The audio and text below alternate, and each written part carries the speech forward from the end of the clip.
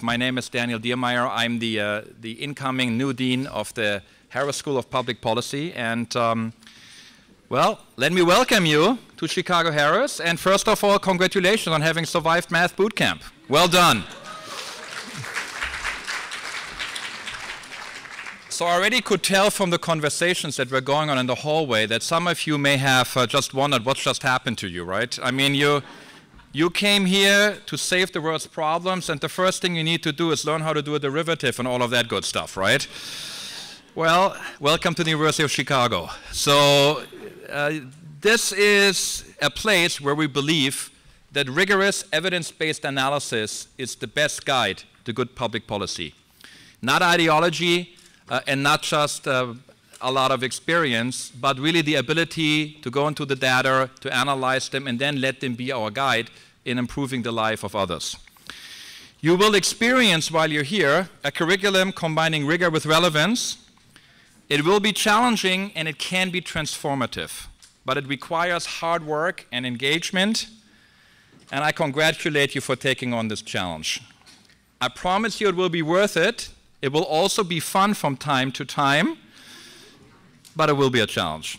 But becoming a policy leader is not just about figuring out what's good for society, but also you need to develop the ability of getting it done.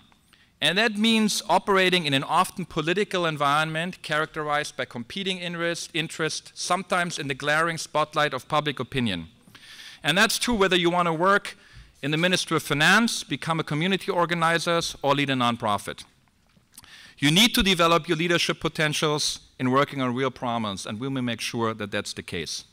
So after you're done with your core, which is the next thing waiting around the corner for you, you can work on issues such as urban development in Gary, Indiana.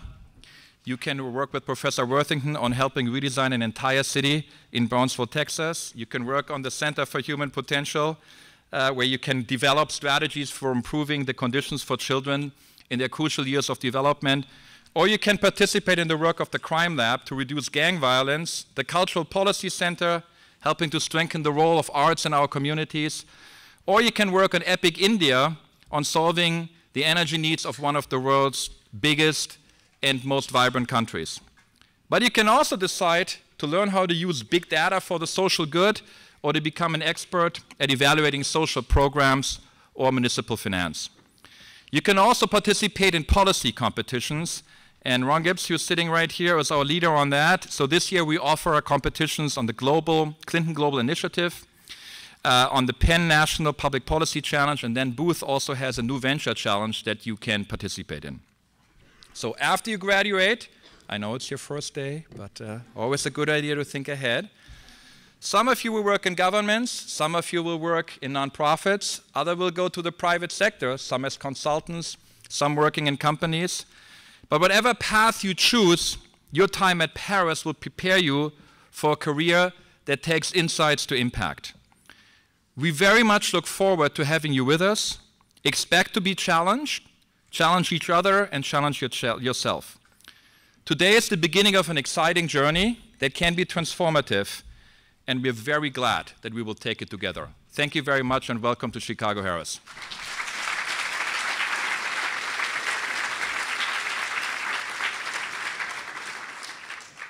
And now we get to the really exciting part of the lunch. So I will invite two very special guests and friends of the school to me here up on stage. First, I'm going to invite Joan Harris. Joan is the chairman of the Irving Harris Foundation, where she has served as president, director, and trustee. She also has served for a variety of Chicago state-run and natural cultural institutions. Among her many accomplishments are, among others, she's a board member of the Chicago Symphony, the Aspen Music Festival, the Juilliard School, and she's the chairman of the Harris Theater for Music and Dance, right down on Grant Park, a wonderful place to experience a wonderful night of whether you're interested in the opera or dance or contemporary music, great place. She's also a member of the visiting committee of the Harris School, the music department, and the humanities divisions. And we were very proud of Joan because this past July, she received the very prestigious National Medal of the Arts from President Barack Obama. at a ceremony at the White House. And Joan received this reward for supporting creative expression in Chicago and across the country, and for her decades of leadership and generosity that helped countless artists, dancers, singers, and musicians. Let me please welcome Joan Harris, and join me, please.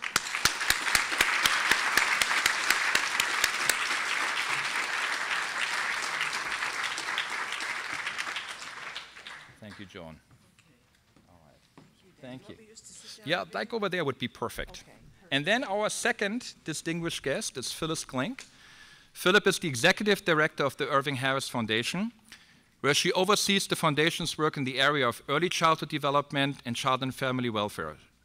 She also has a strong interest in Jewish and community giving, and has been involved in a whole variety of crucially important policy projects. Those include, for example, the Early Learning Challenge, the First 5 Years Funds, and the Doula Leadership Institute. She received, for her work, among many other recognitions, the Daniel Ginsberg Leadership Award from the Anti-Defamation League. She is a pillar of the policy community here in Chicago, and I have to say, most importantly and most proudly, that she is an alumna of the Harris School of Public Policy. Please join in welcoming Phyllis Glink to the stage as well.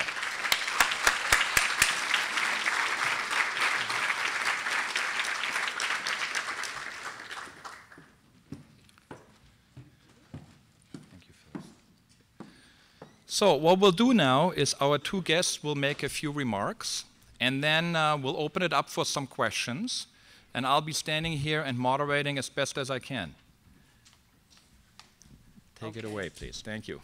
Well, I want to thank all of you for the chance I get each year to come and greet the incoming class of the Irving Harris School for Public Policy.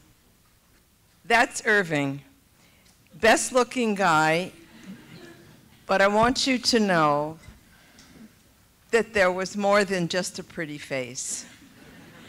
Irving was brilliant.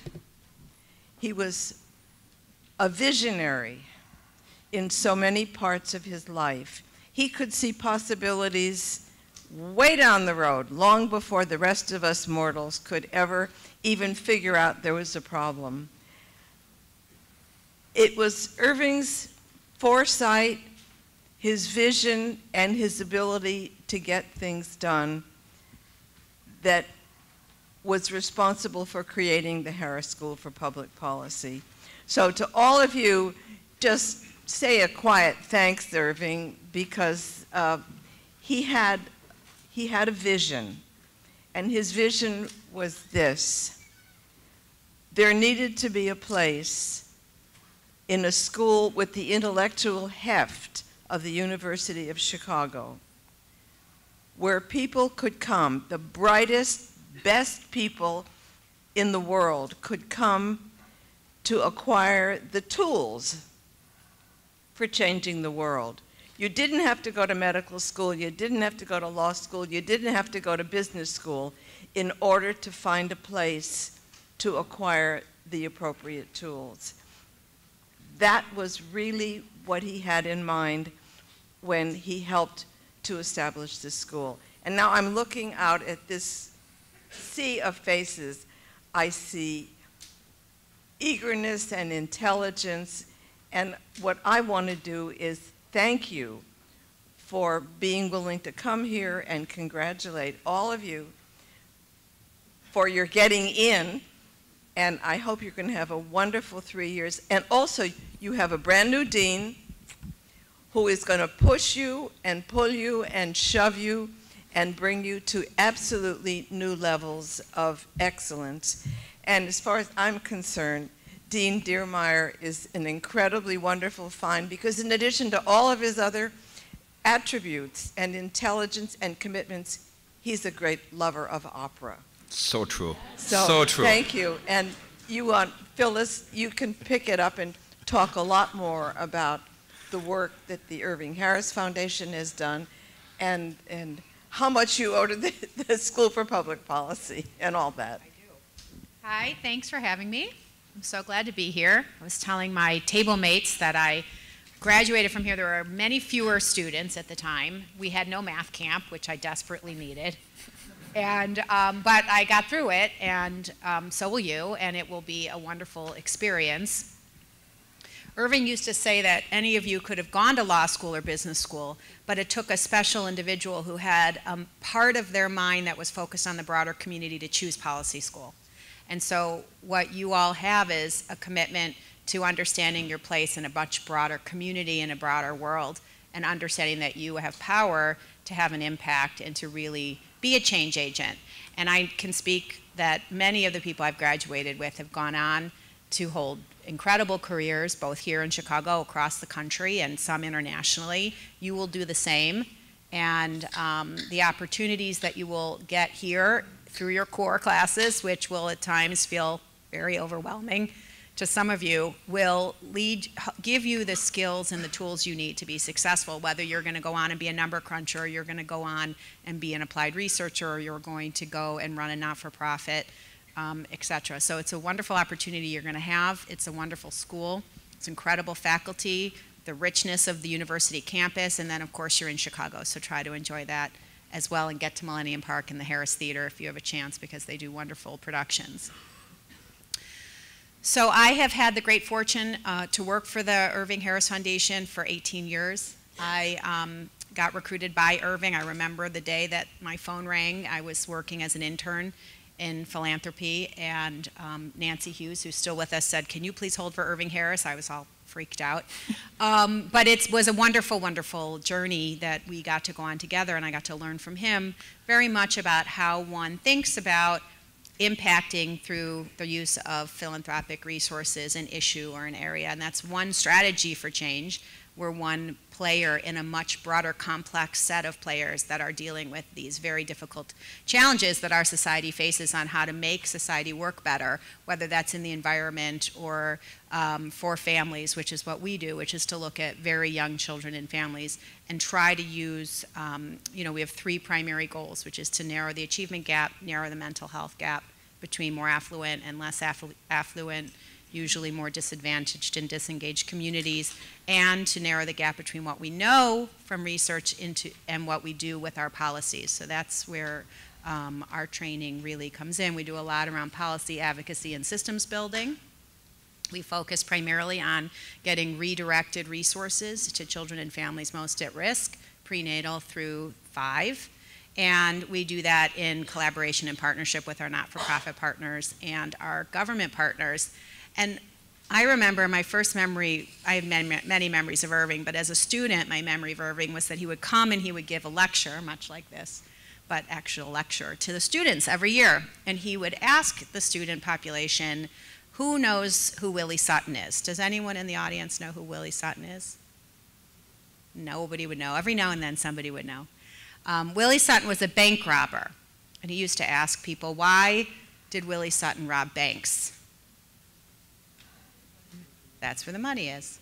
And so we, as a foundation, our strategy is to always look to the government sector and figure out how do we partner with our government partners and redirect public resources to the issues that research and science tells us will make the most difference for children and families.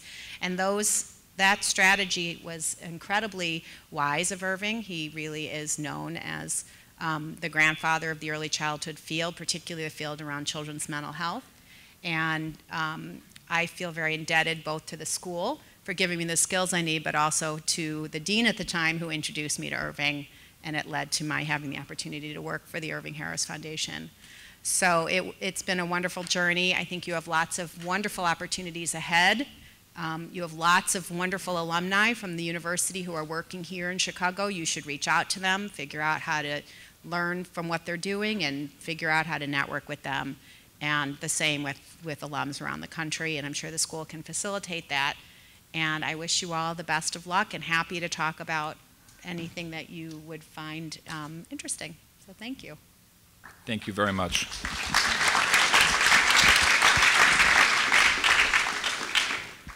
Okay, so now it's up to you.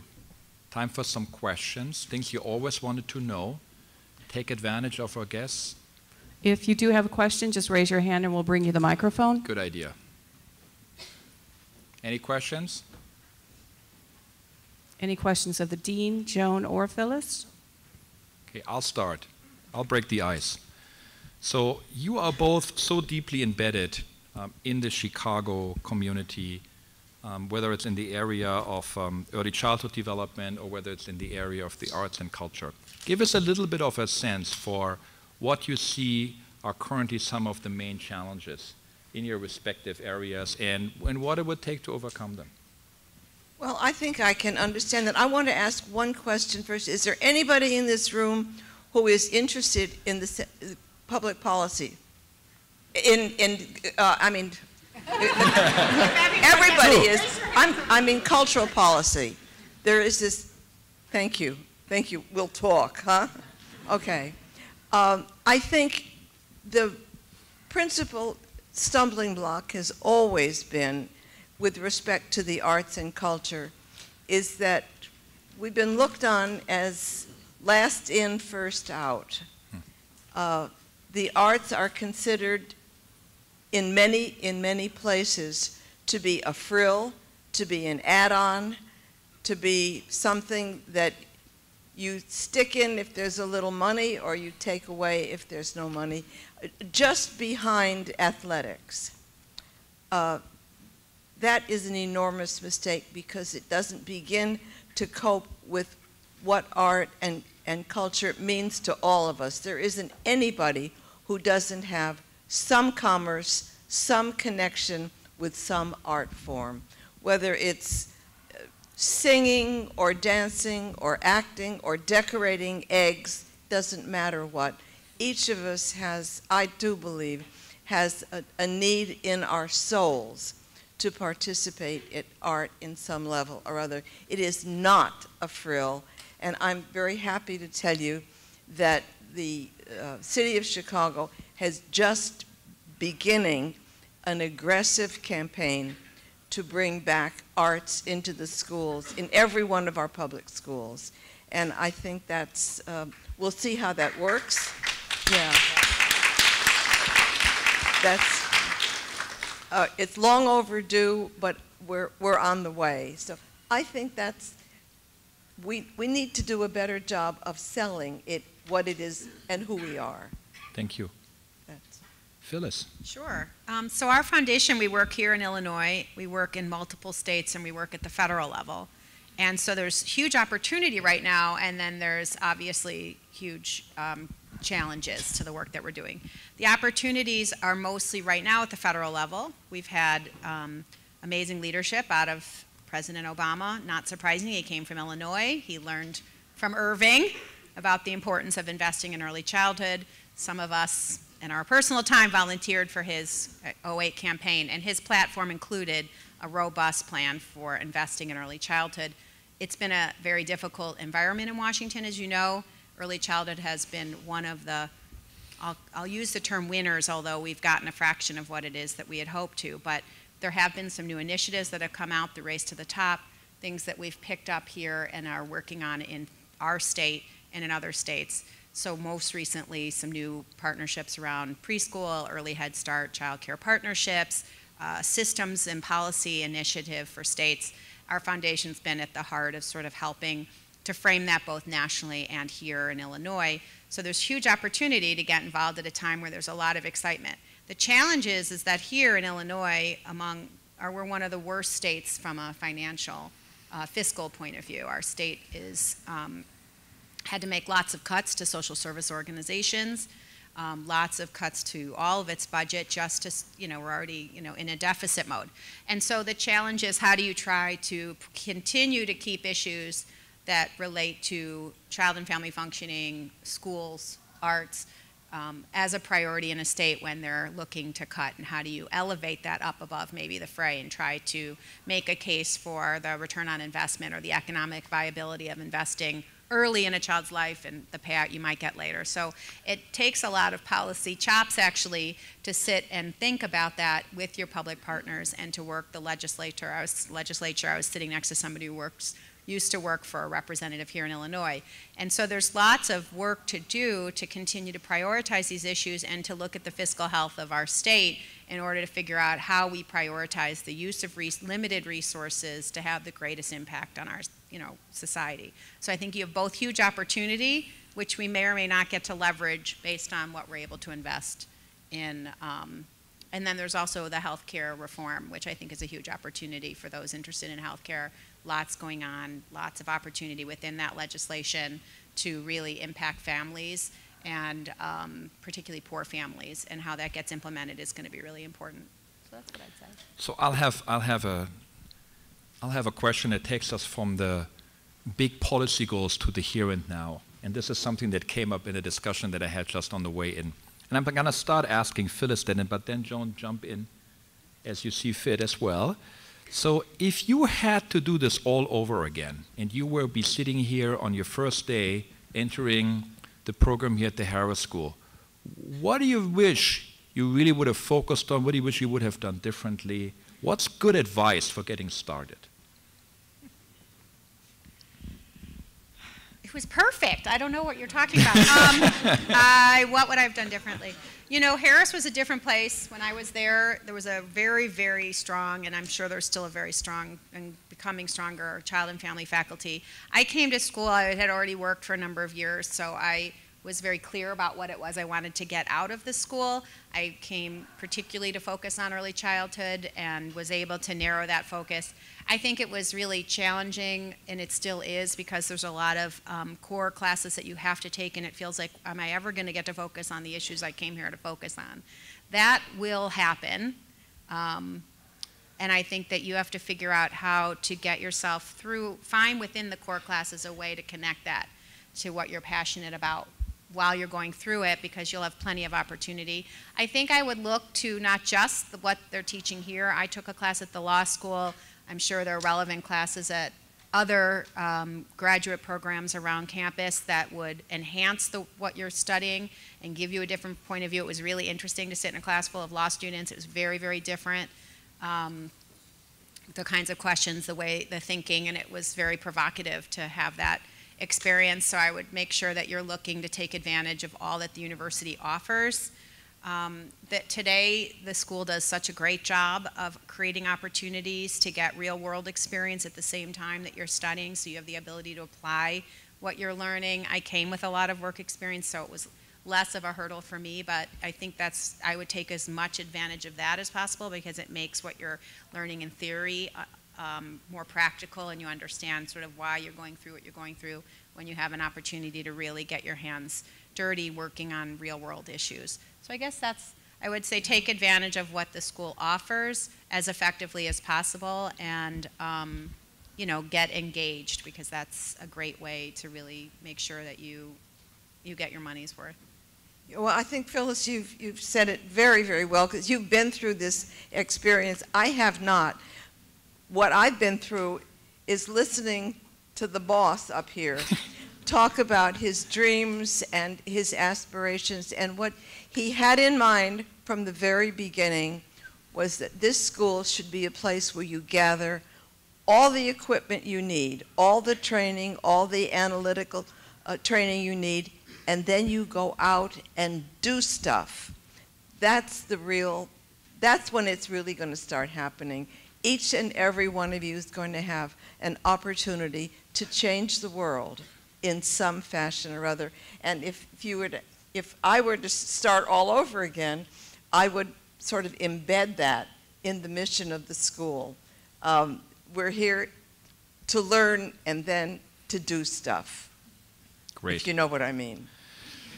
Joan, can I follow up with something on that? So you have served in executive roles, you have been a board member of many institutions, you are serving as a chairman right now of the Harris Theater and of the foundation. Give me a sense for when you look at evaluating, looking at leaders that you think will succeed, whether it's in your institutions or more broadly, what are the attributes that you look for? I would say that there are a number of attributes. On the one hand, a good leader needs to have the ability to inspire, to take a challenge and give it a sizzle and a way to convince the world. It's very, very important. You have to have fortitude. You've got to stick to it through thick and thin. Sometimes it doesn't work the way you want it to, and you've got to stick to it. But mainly, I would say that good leaders are both visionaries and guys who can really just get it done one way or the other, with persuasion, with, every tool in the toolbox. Irving Harris had 3 attributes that made him as successful in everything he did. One was he had a towering intellect. He was very, very smart and was a visionary. Second, he had what in the olden days we would call a Rolodex. Now it's all on your computers and your iPads, but he had one of those things with people's names, addresses, and phone numbers. It was the biggest, most impressive thing I've ever seen, and everybody took his phone calls. And the third is something that not all of us are lucky enough to have, but he had the wherewithal to use his own funds to get things started. Many of the programs here in Illinois, the ounce of prevention, for example, was something that he got started with the state of Illinois as a public-private partnership. So he had those 3 lucky things all together. Now, some of us don't have all that, but we have to do the best we can. If we haven't got the money, we have to go out and find it. And it's not that easy, but you have to go and find it. But it's the ideas, the passion, and the fortitude that I think are essential. Thank you, Joan. And I would add, Irving was a lifelong learner, which fits right into that, and had enormous curiosity and was interested in pushing things beyond what was obvious and asking questions. And I think if you come out of Harris School with anything, it's the ability to ask important questions and to probe further than what is just given to you. Thank you very much. Okay, last chance. Anybody else? No? You want to go back and talk to each other? That's just fine by us. Thank you very much. Thanks to Joan and Phyllis. Thanks all.